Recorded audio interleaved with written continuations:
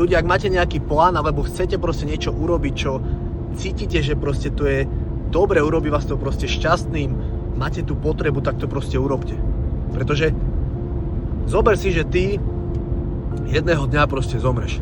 A určite nebudeš ľutovať to, že si toto som neskúsil, ale budeš ľutovať to, že si neprežil proste ten život, aký proste chceš. Čiže ak chceš niečo urobiť, tak to proste urob. Pretože vždy môžeš buď uspieť, alebo si zobrať lekciu, alebo sa z toho proste zasmiať, ale keď to aj neskúsiš, tak vlastne ani nič nezískaš, iba môžeš ľutovať. To je proste that's all.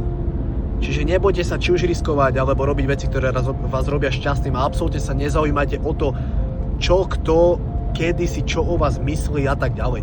Pretože tí hejteri a tí ľudia, ktorí vás budú hejtovať, osočovať, proste tu budú neustále. Neustále tu budú, čiže žite svoj vlastný, autentický život.